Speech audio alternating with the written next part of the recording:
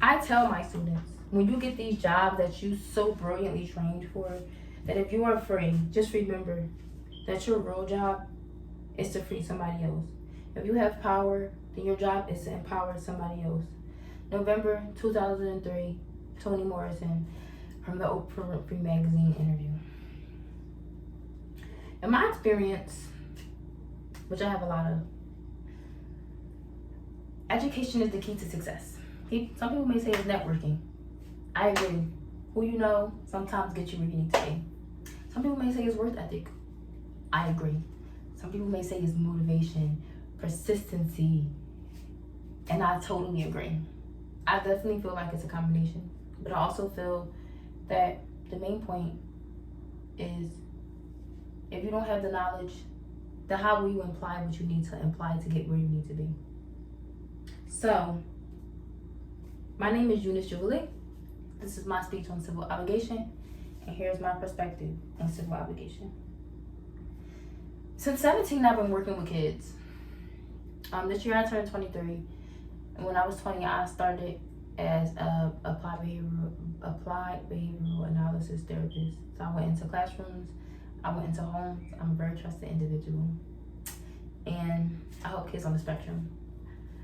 I give them life skills that they need to gain more autonomy and independence. I replace undesired behavior with desired behavior. So it sounds pretty easy. It's very difficult. It's very difficult. I came out of the Philadelphia public school system. Not great. I started college in 2020, originally for business management, and then I transitioned into teacher education just last year, and I should get my degree this year.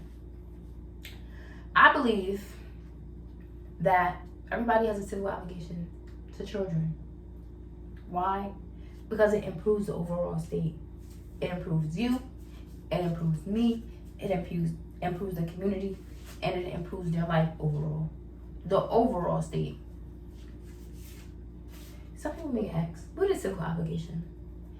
And I can give you my definition, but I'm also going to share the definition out of a law book.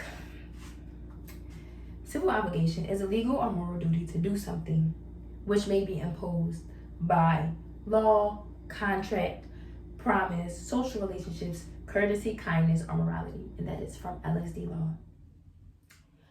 I just want to say, there was a study out of Baltimore from Hopkins University researchers, and the study followed 800 kids throughout life.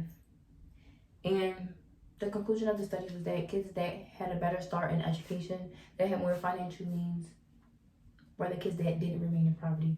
And some people may ask, sounds right. And it does sound right. From Philly, not that far from Baltimore. I could say I was one of those kids that didn't have any financial help, that relied basically off the resources of my school district.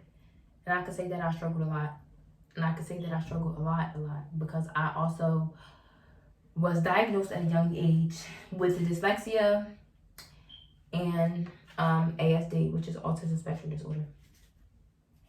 So they say, why do we need civil obligation? I remember saying growing up, everybody should remember the saying. The saying was, it takes a village to raise a child. And if you think back, if you look back, Africa, India, northeastern places, that's true for them. Some people, they come here, they have babies, and their parents take them back to Africa or whatever place, and they raise them for the first five years, them in the village. So it's a quite literal saying, but I mean this metaphorically, because it doesn't have to be a village. It could be neighbors, it could be the community. That's the most important people. Family members, close family, extended family. Just help. There was a study in 2020, which is not vaguely new, but it's not vaguely old. And the study came from UNICEF, which is a world organization. And there's a such thing called a Child Flourishing Index. And this is a direct quote from UNICEF that initiates the Child Flourishing Index. No country is in the right place to adequately help children flourish today and in the future. And that is from Arthur Wendy Roberts. That doesn't sound right, does it? No. Sound like the kids are suffering, doesn't it? It does. I could say developing civic obligation is definitely based off of morality. I remember when I had first started working with kids, my boss always used to say that this job was a compassion game. That if you didn't have compassion, you wouldn't last here. And I vaguely agree. I definitely agree. There is no such thing as no compassion if you work with kids and you see what they go through. The lack of resources everywhere. If you look at the current state of the world, you can see that kids are struggling, communities are struggling, they're in poverty, there's a lot going on. And I would say that education is the key and education is the resource to that. Kids may have autonomy, but they are not independent. There's no such thing as being a minor and being independent. They need guidance. And it's your job to guide them. It's my job to guide them. I just feel like if you're an adult, you have the upper hand. So you should be able to take matters into your own hands. And you should be able to model and guide and give resources. Some people may ask, what resources are you talking about? And the resource that I'm referring to could easily be a click of the button. It could be your state's organization website that gives links to free tutoring and free after school programs and free child care and pre-K counts. It's very easy. I call you to action. I just want to ask you, what would you like to see? Because what I want to see is the adults around me taking matters into their own hands and helping their nieces, their nephews, their children, their neighbors have the resources that they need to get the education that they need.